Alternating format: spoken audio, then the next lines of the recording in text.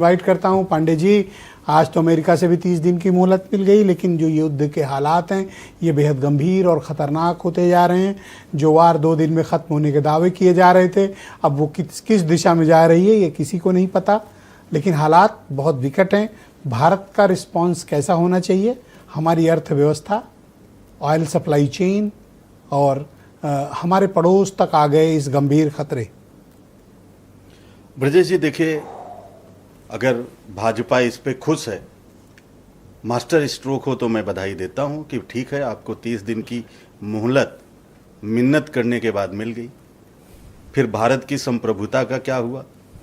फिर जो मोदी जी कहते थे कि पूरे विश्व में हमारा ही डंका बज रहा है, उसकी सच्चाई तो खुल गई ना। अगर अमेरिका के ट्रेजरर सेक्रेटरी, फाइनेंस सेक्रेटरी कह लीजिए, वो ये कहते हैं, स्कॉट बेंसन, कि हमने 30 दिन की मोहलत दे दी है, और वो इसलिए नहीं है, अस्थाई नहीं है, अस्थाई है, और वो भी नई परचेज नहीं करेंगे रसिया से। जो कंटेनर फंसे हुए हैं वही जो है भारत आगे ले जा सकता है। तो ये भारत की संप्रभुता है, या मोदी जी ने एप्स्टीन फाइल और अडानी के मामले से डरकर भारत की संप्रभुता को ट्रंप के चरणों में गिरवी रख दिया है। अभी जो आप कह रहे थे कि लड़ाई भारत के पड़ोस में आ गई, एक हम मोदी जी कहते हैं, हम सब कहते हैं वसुधैव कुटुंबकम, एक और लाइन कहते हैं अतिथि देवो भव।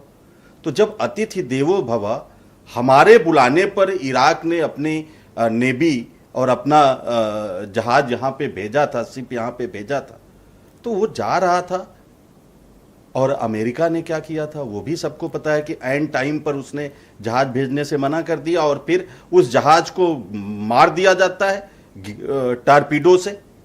और आज तक प्रधानमंत्री जी की तरफ से या भारत की तरफ से प्रधानमंत्री जी के लोगों ने या विदेश मंत्री ने या मिस्त्री की तरफ से भी एक सिंगल ट्वीट नहीं आया ब्रजेश जी कि हमारे अतिथि को आपने मारा है, ये निंदनीय है। और याद करिए प्रधानमंत्री जी क्या कहते थे, वो कहते थे कि हिंद महासागर के हम गार्जियन हैं, हम संरक्षक हैं। याद करिए वो दुबई की प्रिंसेस लतीफ आई थी, इंडियन ओशन में उनको गिरफ्तार कर लिया था। आज वो प्रधानमंत्री जी की कोई बात, कोई जवाब हमको सुनाई नहीं दे रही है। आप क्या चाहते हैं? आपकी पार्टी क्या चाहती है? मैं बात सिर्फ भारत की संप्रभुता और भारत से जुड़े हुए मुद्दों की ही कर रहा हूं जी। एक ऐसे कार्यक्रम में जहां पर भारत की राष्ट्रपति मौजूद हों, उसमें ईरान का नेवी आता है, और वो निहत्थे, क्योंकि वो पॉलिसी होती है कि बगैर हथियार के आएंगे, उनको अमेरिका मार देता है आपके घर में। आप निंदा का एक शब्द नहीं कह पाते हैं, और फिर भी हम कहें कि PM is not compromised. PM is definitely compromised, और ये विदेश नीति हिंदुस्तान की कभी नहीं रही।